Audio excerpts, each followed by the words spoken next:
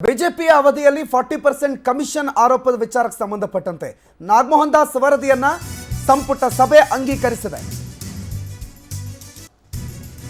ನಾಗಮೋಹನ್ ದಾಸ್ ಅವರು ಕೊಟ್ಟಿದ್ದಂತಹ ಸಮಗ್ರ ವರದಿಯನ್ನ ಸಂಪುಟ ಸಭೆ ಅನುಮೋದಿಸಿದೆ.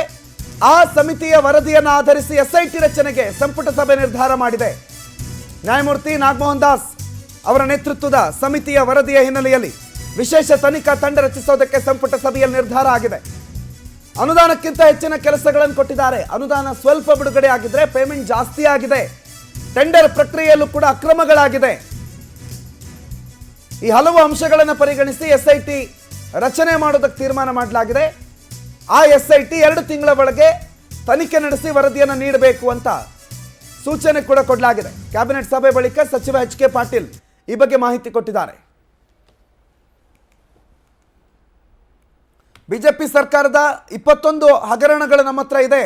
ಅವುಗಳನ್ನೆಲ್ಲವನ್ನ ತನಿಖೆಗೆ ಇಡ್ತೀವಿ, ಎಲ್ಲವನ್ನ ತನಿಖೆ ಮಾಡ್ತೀವಿ, ತಪ್ಪಿತಸ್ಥರನ್ನು ಜೈಲಿಗೆ ಇಡ್ತೀವಿ ಅಂತ ಸರ್ಕಾರ ಮೊದಲನೇ ದಿನದಿಂದಲೇ ಹೇಳ್ಕೊಂಡ್ಬಂದಿತ್ತು. ಆ ವಿಚಾರಕ್ಕೆ ಸಂಬಂಧಪಟ್ಟಂತೆ ಮಹತ್ವದ ನಿರ್ಧಾರವೊಂದು ಇವತ್ತಿನ ಕ್ಯಾಬಿನೆಟ್ ಸಭೆಯಲ್ಲಾಗಿದೆ. ಆ ಬಗ್ಗೆ ಎಚ್ ಕೆ ಪಾಟೀಲ್ರು ಕ್ಯಾಬಿನೆಟ್ ಸಭೆಯ ಬಳಿಕ ಬ್ರೀಫ್ ಮಾಡುವಾಗ ಹೇಳಿದ್ದಾರೆ. ಎಸ್ಐಟಿ ರಚನೆಯ ಕುರಿತು ಸಂಪುಟದಲ್ಲಾಗಿರುವ ನಿರ್ಧಾರದ ಬಗ್ಗೆ ಮತ್ತು 2 ತಿಂಗಳ ಒಳಗೆ ಎಸ್ಐಟಿ ವರದಿಯನ್ನು ಕೊಡುವಂತೆ ಎಸ್ಐಟಿಗೆ ಸೂಚನೆ ಕೊಡೋದ್ರ ಬಗ್ಗೆ ಕೂಡ ಎಚ್ ಕೆ ಪಾಟೀಲ್ ಮಾತಾಡಿದ್ದಾರೆ.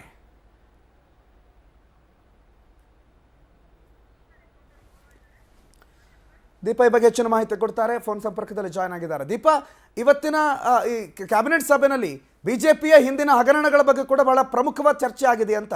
ಎಸ್ಐಟಿಯ ರಚನೆಯ ನಿರ್ಧಾರ ಯಾಕೆ, ಏನು?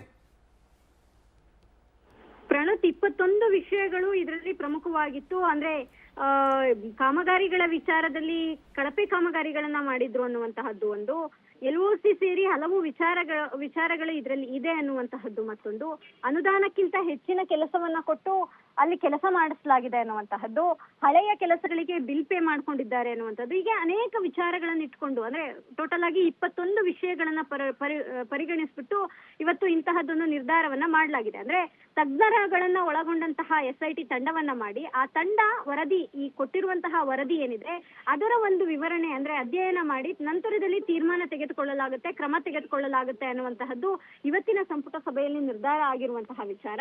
ಸದ್ಯಕ್ಕೆ ಇವತ್ತು ಈ ಒಂದು ಅಂದ್ರೆ ನಾಗಮೋಹನ್ ದಾಸ್ ವರದಿ ಏನಿತ್ತು ಆ ವರದಿಯನ್ನ ಸಲ್ಲಿಕೆ ಮಾಡಿದಂತಹ ಬೆನ್ನಲ್ಲೇ ಇವತ್ತು ಸಂಪುಟದ ಮುಂದೆ ಇದನ್ನ ಇಡಲಾಗಿತ್ತು. ಅದರಂತೆ ಇವತ್ತು ತೀರ್ಮಾನವನ್ನು ಕೂಡ ತೆಗೆದುಕೊಳ್ಳಲಾಗಿದೆ. ಪ್ರಣತ್, ದೀಪಾ ಮಾಹಿತಿಗೆ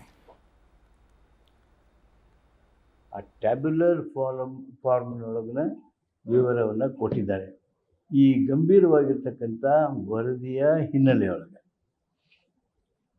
ರಾಜ್ಯ ಸಚಿವ ಸಂಪುಟ ಇವತ್ತು ಈ ಒಂದು ವಿಚಾರಣಾ ಆಯೋಗದ ವರದಿ ಮೇಲೆ ನಾವು SITಯನ್ನು, ಸ್ಪೆಷಲ್ ಇನ್ವೆಸ್ಟಿಗೇಷನ್ ಟೀಮನ್ನು ಕಾನ್ಸ್ಟಿಟ್ಯೂಟ್ ಮಾಡಬೇಕು. ಇದರಲ್ಲಿ ಎಕ್ಸ್ಪರ್ಟ್ಸ್ನ, ಟೆಕ್ನಿಕಲ್ ಎಕ್ಸ್ಪರ್ಟ್ಸ್ನ ಹಾಗೂ ಅಗತ್ಯವಿರುವ ಪರಿಣಿತರನ್ನು ಆ SIT ಒಳಗೆ